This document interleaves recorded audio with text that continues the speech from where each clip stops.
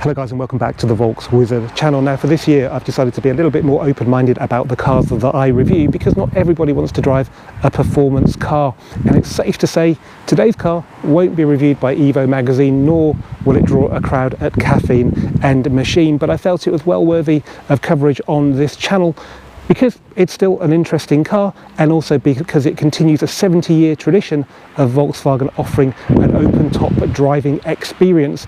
It is of course the brand new facelifted Volkswagen T Roc Cabriolet. Now before we have a closer look at it, I just want to say, if you've subscribed already to this channel, then big thanks, it means an awful lot. If you haven't, then please do so. All you need to do on most devices is click that icon bottom right hand side of your screen, or there's a link to the subscription page in the description of this video. Okay, let's start off then with some numbers. The T Roc Cabrio range kicks off at just under £31,500. For that, you will get a 1 litre TSI 3-cylinder petrol engine, 6-speed manual gearbox in style specification. The style can also be had with a 1.5 TSI Evo 4-cylinder petrol engine, and if you go for that, you then have the choice of a 6-speed manual or 7-speed DSG automatic. The R-Line, which we have here today, is only available with the 1.5 TSI Evo, but you still have the choice of 6-speed manual or 7-speed DSG. The basic price of this flagship, which is the R-Line DSG, is just under £37,000. This car's got about £3,000 worth of options on top of that, meaning it weighs in at just under £40,000. Whether that's value for money or not, I will let you decide, but just wait until the end of the video because you might be surprised. At least though, it's just under the £40,000 luxury car tax threshold, and the basic spec is actually very good, and I'll probably do without most of the options. The ones I would keep would be dynamic chassis control, just under £1,000. I would keep the wind deflector, just over £300, which I'll demonstrate later. Under the bonnet we have a 4-cylinder petrol turbo engine producing 150 metric horsepower and 250 newton meters of torque. That means it's good for 127 miles an hour back in the fatherland, and it will do 0 to 60 in 9.4 seconds. Sounds a bit stupid talking about 0 to 60 time with a car like this, but on this occasion it's actually quite interesting because the 1 litre version is 3 seconds slower and isn't much more economical. This 1.5 will still do 44.1 miles per gallon on the combined cycle. And that's even more impressive because the T Roc Cabrio is just under 200 kilograms heavier than the tin top. It's actually a slightly bigger car, so it's got 4 centimeters more in the wheelbase, and it's just under 4 centimeters longer overall.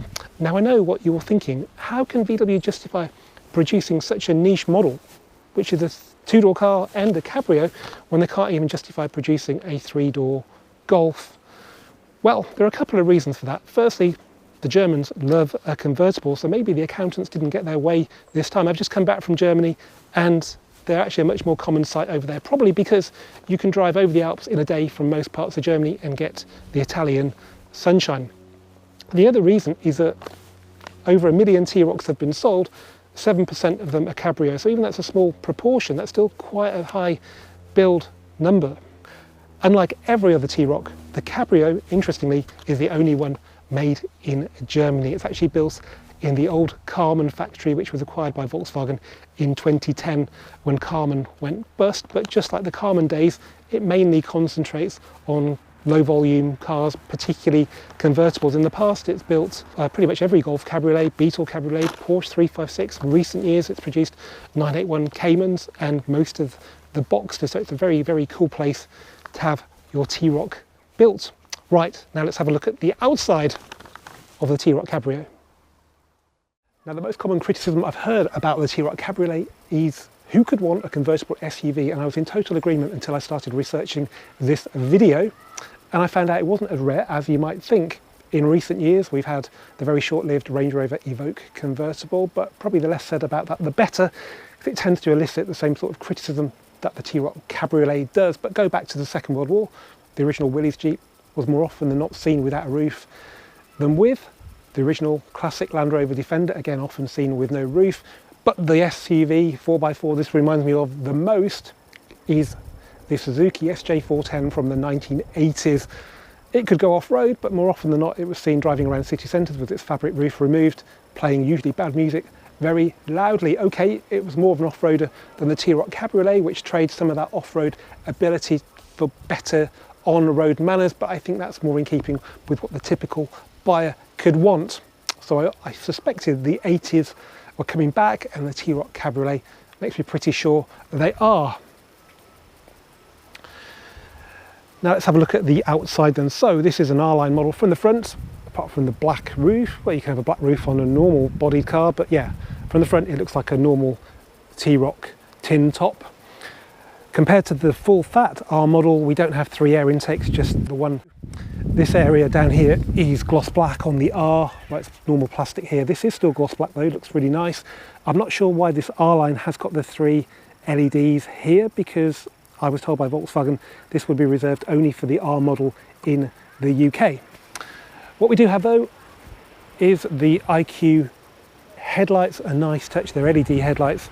Looking down the side of the car, well, the first thing you notice is it's got 2 doors, which is unique for a T Roc. At least with the Evoque, they already had a 2-door version they could turn into a convertible. If you want 2 doors, you have to have the convertible, and it's a pretty nice conversion, I would say. It looks good. It's got the same sort of swollen arches of the tin top. As a design, I think it works really well. This car's got slightly bigger wheels. Standard are 17-inch. These are the 18-inch Nevadas. They cost £455 extra. I wouldn't go for those though. I'd pay £90 more. That would give you the black design pack with 18-inch wheels in black, and it gets rid of some of the chrome on the outside, so the bottom of the grille becomes black, the mirrors become black, and most importantly, the slightly tacky fake exhaust become black and therefore pretty much invisible. Probably should talk about the colour. This is teal blue, and you might think it's an expensive option, but actually this is the standard colour for the T Roc Cabriolet. So yeah, VW are making an effort with colours. Finally, there are 7 other colours, including King's Red and Ravenna Blue, and a nice one called Petrol Blue, as well as the usual silver, black, grey and white. Going back to the back, the bumper here is, I think, a carbon copy of that on the pre-facelift T Roc R. On the new T Roc R, this section is black, but otherwise it's the same. There's no model designation on here at all, and where there is model designation, so on the steering wheel, on the seats, on the dagger badges, on the grille, it just says R, not R-Line. So it looks pretty much identical to an R, but obviously you can't get an R Cabriolet. That would be an interesting thing though, wouldn't it? An interesting option on the T Roc Cabriolet is that you can have a tow bar, and while I was in Austria I saw a German plated car with a trailer on the back with 2 motorbikes, so people do actually use that. I'm just getting down here because there are 2 things I want to show you. Firstly, we have the multi-link rear axle, not a torsion beam. That'll be very important when we come to the driving, and I don't know if you can see that, but there are some big metal bars there that brace the underbody of the Cabriolet. You don't get those on the tin top to make it more rigid. Now, I've never had to do this in a video before, but I think it's obviously important to look at the car with the roof down. So this is the button here. Which way do you think it has to go to open the roof? That way, because it's going backwards? No, that way, which is a bit weird, but I'm sure you get used to it. So it takes 9 seconds to open, and because it's fighting gravity, when it's closing it takes 11 seconds. That's pretty damn quick. And if you keep on holding it, the windows go up, but you can control those in one go altogether with this button here. You only ever really see on convertibles. That puts them all up or down. You can also operate the roof from outside the vehicle using the remote control. All you need to do is press the lock or unlock button twice in quick succession, then hold it down for the second press. Sounds simple, but in practice it wasn't really that reliable and quite often would stop halfway through the operation. So it looks all right with the roof up, I think. What do you think with the roof down? Yeah, so I think if you're in the market for this kind of car, I can't say I am, I don't think you would be disappointed with the looks of the T Roc convertible. The fact it comes as standard with teal blue, this really sort of striking paint that is very much like that Porsche Riviera blue. Although if you're being a bit unkind, you could say it reminds you of British Gas Caddy van blue. But yeah, I think it suits the car a tree, and with the black pack would look even better. Right, let's have a look inside. Okay, the first thing you notice is the rather lovely aluminium sill protectors with the R logo. We've got stainless pedals, we've got contrast stitching on the floor mats. The seats are okay, they're not particularly sporty, but they look quite nice. So we've got 3 different fabrics: leatherette, microfiber, and this fabric in the middle called carbon flag, which feels quite grippy. We've got an embroidered R logo, which looks expensive. We've got separate headrests, not integrated like you get on the Golf.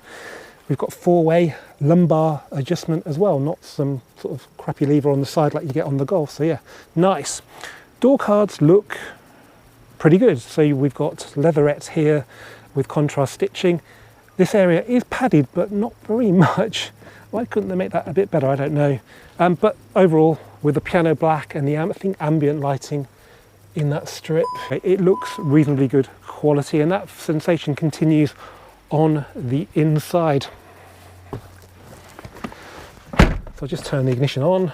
We've got keyless entry and go on this car. It's about £375. I personally wouldn't go for that because I like to know where the key is, and down here is as good a place as any.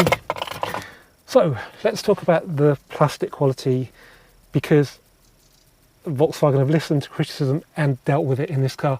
So instead of the hard plastic dashboard of the pre-facelift car, we've got this lovely soft touch dash. We've got this stitching effect on here. Is it really stitching, or is it just the moulding of the plastic? I don't know or care really. It looks really good, and it's always, depending on the adjustment of your steering wheel, always in your eyesight when you're driving, reminding you that this is quite a decent quality car. Now, obviously it's not the same quality right through the cabin. Below this level here, it does become a little bit cheaper. We haven't got a lined glove box, but it is damped. It's, I think, finally of the correct standard for a car at this price point. Other changes are that we've got haptic buttons on the steering wheel. The normal buttons have gone. They take a bit of time to get used to, but they do work okay in the end. We've got basically the R steering wheel, but without the blue stitching. We haven't got the R button there for changing the modes, and we've got smaller paddles, but the shape is, I think, pretty much identical. We've also got a new climate control panel compared to the pre-facelift car, which now is touch sensitive, but I think it works better than the steering wheel buttons, so there's no need to sort of get used to this. It just works. You can press like that, like a traditional climate control, or you can slide up and down, whatever you prefer. The climate control system also remembers your settings for when the roof is open or closed. If you like to have the system off when the roof is down, it will turn it back on again when the roof is shut. In the R line, we've got the 10.25-inch digital cockpit Pro, which you can configure in various different ways. It's not new these days. The standard infotainment system is a Discover Media system, which is 8-inch screen. If you upgrade, you lose the knobs, which to some people might be a downgrade. So this is pretty good. I think most people will be happy with this system. We have wireless Apple CarPlay and Android Auto, but we don't have wireless charging as standard. That is an extra cost option. This car's got the Beats sound pack, which is, I think, about £400–500. I personally wouldn't go for it. I've tested it out. It doesn't really sound that great. The shifter isn't the stubby one you get on the Golf. It's a traditional shifter. It looks like a manual one actually, but it is automatic. If you want manual mode, you shift over to the right, which is different to some cars, but yeah, don't think many people bother using that anyway. But as I say, you've got the pedals. They're always live. Down here we have a few more buttons. So we've got the usual electric parking brake, which with auto hold you never really need to use. It just looks after itself. Behind there we have the switch for the hood I've just shown you, which I think is back to front, and the window switch for putting the windows all up and down at the same time.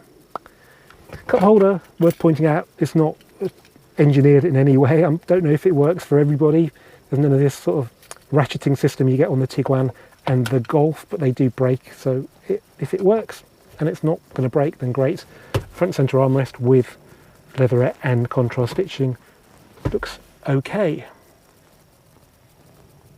And we've got piano black across the dash. Let's just have a look in the back. Have they cut the quality down here? Well, it would appear they have. So we've still got the padded armrest section there, but we haven't got the piano black, we haven't got the contrast stitching. I don't think that's so much of an issue in a two-door car as it is in the 5-door tin top T Roc, so I'm okay with that, while I'm up, I suppose I better get in the back, because a reason to buy this over the Mini Cabriolet, which I gather is the rival for it, is that you can actually get adults in the back of it. Although, if you have a look closely, you may notice it's only a 2-seater at the back compared to the normal T Roc, which will seat 5. So bear that in mind. But yeah, this is my driving position. We've got easy entry seats, which should come back to where you set them. Yep. A little tip that if you've got easy entry seats, make sure you push them forward so the backrest locks into place, otherwise they won't work properly when you pull them back. In here, it's not particularly spacious, but I'm in and I'm relatively comfortable. The rear seats are quite vertical.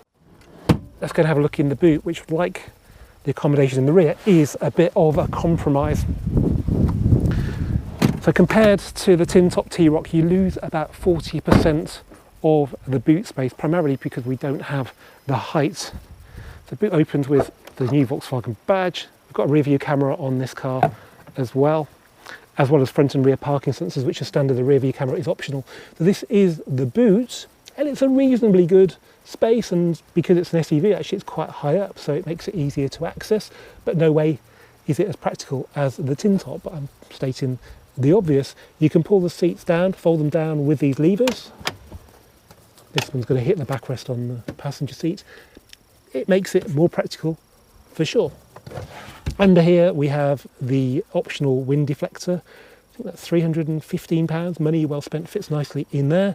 But as you can see, we don't have a spare wheel. There's probably a kit somewhere stowed in here for repairing a tyre.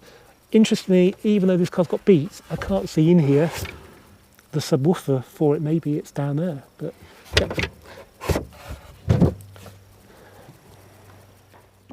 So clearly there are compromises with the T Roc Cabriolet compared to the tin top. But what you can't do in the tin top is go posing on a nice sunny day. But before we go posing, there's still some serious stuff to talk about. Let's start off then with the key. This is just like the one from the pre-facelift T Roc. It actually started off its life with the Mark 7 Golf. So the design is now 10 years old. And yes, it's really, really rugged. It doesn't scratch like the one from the Mark 8 Golf. It does look a little bit dated now. Then we have the doors, which are humongous. If you're used to the ones from the front of a 5-door T Roc, you might find these quite cumbersome. And if the wind's blowing like it is today, pushing the door open, you'd be amazed how much force you need to pull it shut. There's also a lot of good stuff as well. As I mentioned earlier, the spec on this T Roc Cabrio R-Line is pretty generous. You get the driver assistance pack as standard.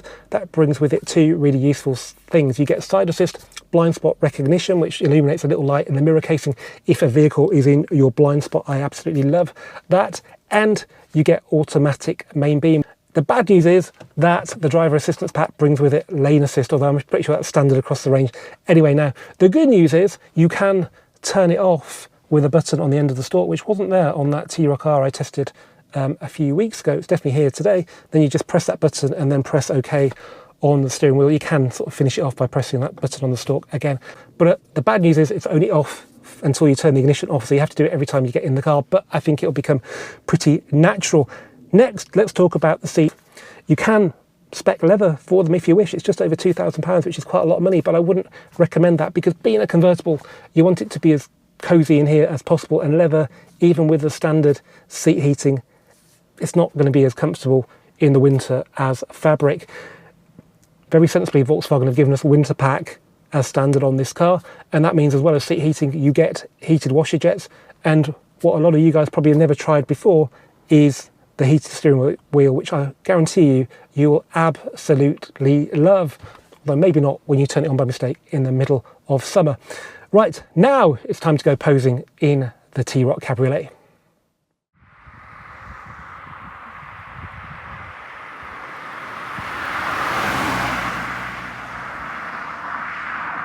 Well guys, if you're a grade A poser, you will be glad to know you can put the roof down in the T Roc Cabriolet while you're driving, but there are some strict rules that apply.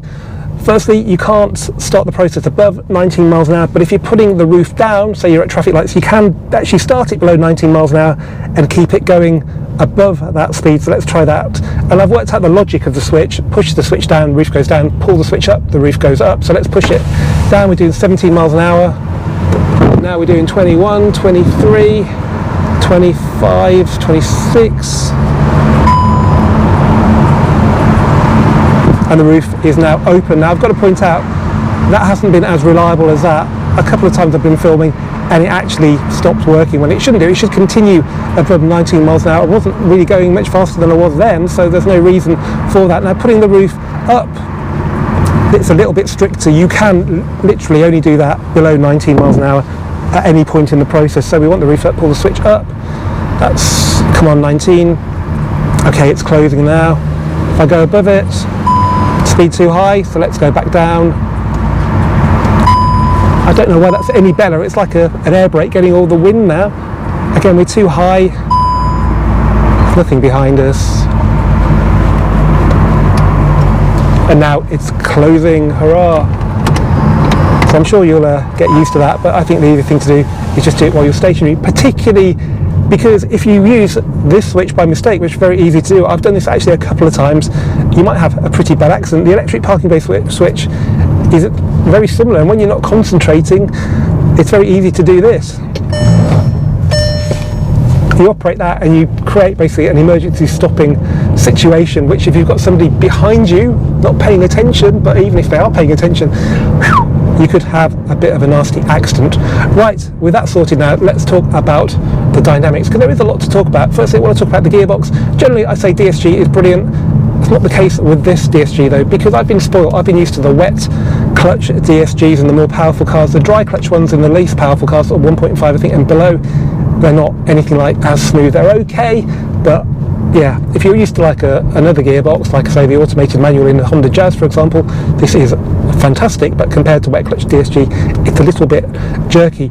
Also, in normal mode, the throttle response is frankly turgid. It feels like a car that's been strangled by emissions regulations, and that's a real shame. But on the other hand, we do have sport mode.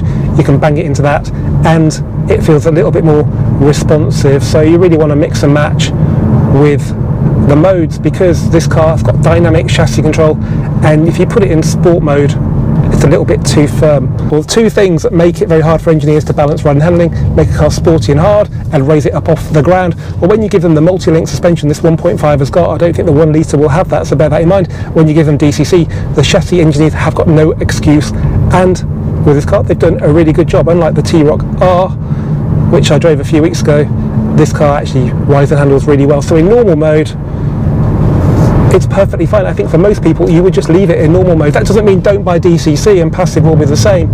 DCC works all the time. It's adaptive, it adapts to the road, and I think in most situations normal is really good. Now bear in mind we're on 18-inch wheels. You can have 17s that probably don't look so good. 18s look okay. 19s might be pushing the envelope a little bit too far, even with DCC.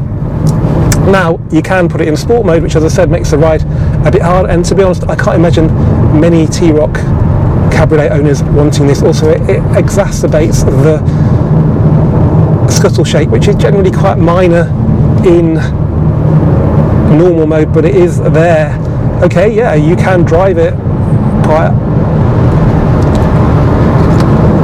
fast and hard and you can enjoy it. I think we're on sort of eco tyres, so the limits are probably in the tyres, but it does feel like a well sorted car. But to be honest, it doesn't feel too bad in normal, and it's a little bit more compliant on a broken road like this. But this is a particularly tricky corner and there is a little bit of lean and roll.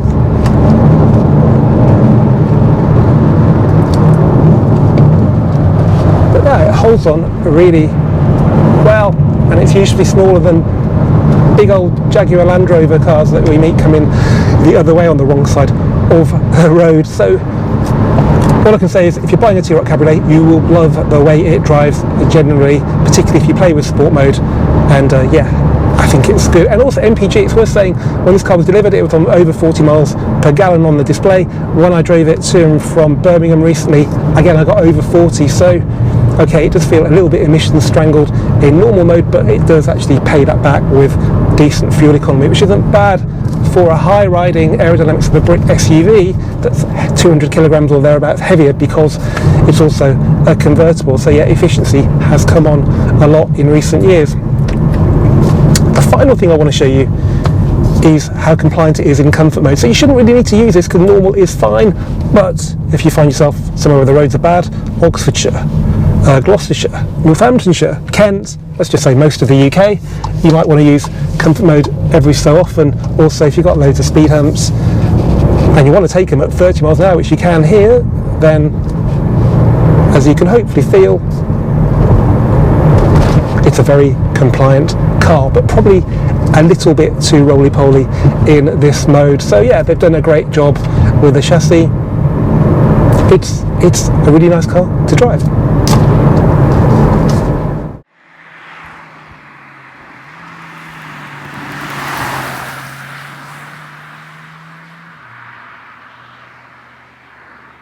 Now, the beauty of a four-seater convertible is that you have glass behind your head and further, and that really does help keep the wind out.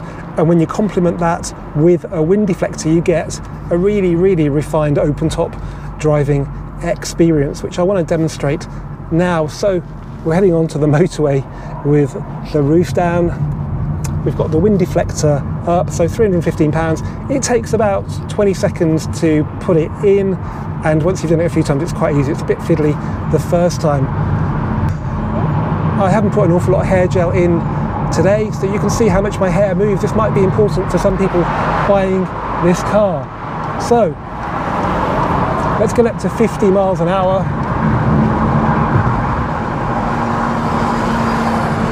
Just the slightest of shimmies in my barnet. Let's get up to 60 miles an hour.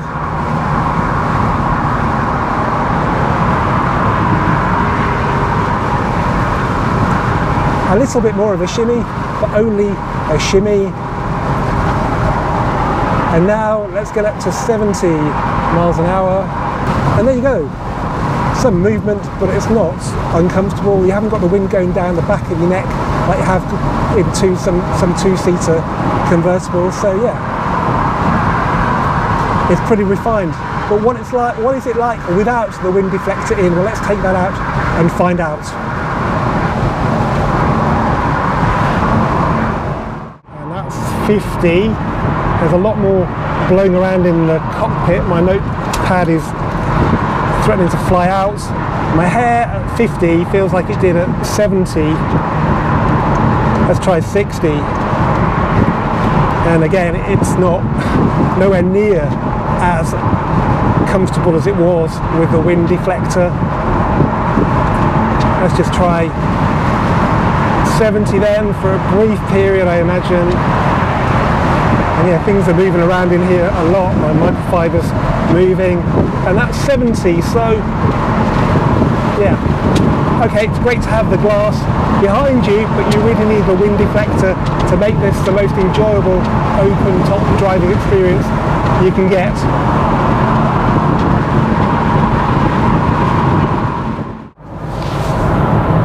And finally, guys, we'll do that again with the roof up, because convertibles are not as refined as tin-top cars, but modern ones are pretty good. Well, you can judge for yourself. I've got a microphone now just here which should capture more of the cabin noise. We're doing 56 miles an hour now. The road surface is pretty coarse on the M40, so there is a fair bit of tyre noise, but I don't think that's too bad. Let's move up to 60, which is very easy with the cruise control. So try not to listen for tyre noise so much. It's more to do with sort of wind noise and the noise of other vehicles as well. Okay, that's not too bad, so let's go up to 70.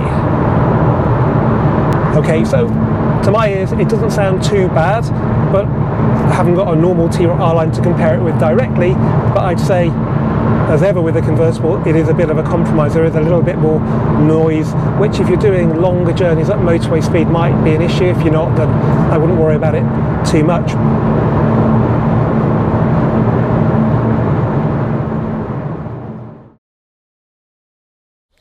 Now, looking at the replies to my recent Instagram post, I can see that a lot of you guys don't get the T Roc Cabriolet, and I was just like that when it was launched back in 2019. But when you consider Volkswagen's heritage with open top cars, the popularity of convertibles in its home market, as well as the lack of any serious competition, it does make a lot more sense, as the sales figures confirm. And unlike most facelifts, which are usually a lightly veiled attempt at reducing build costs, buoyed by the T Roc's popularity, VW actually seem to have poured money into this new model, as the much improved interior quality confirmed, something that's particularly important when halo models like this one can nudge £40,000. If you take a step back and look at it from the perspective of a typical buyer, its appeal is very strong. For a start, it's quite practical for a cabriolet, if not a T Roc, so it's got a decent boot. It can accommodate 4 adults comfortably. To my eyes at least, it looks great, it drives really well, and it's quite efficient. And the good news is, according to the Volkswagen website, stock of these is actually available in the UK right now. But don't worry that you've missed summer. With that wind deflector deployed and the heated seats and steering wheel fired up, it's going to be super cozy in there all year round. Anyway guys, as ever, thanks for watching this Volks Wizard video. If you've enjoyed it, give it a thumbs up, please do comment, please do share it, and please do subscribe. That means a lot to a little channel like this. And keep a look out for the next new car review on this channel, which will be of the new Volkswagen multivan. It's not a van, it's not even based on a van, it's actually based on the Golf, and that's why I thought it would be a good car to review on this channel. So see you for that one very soon.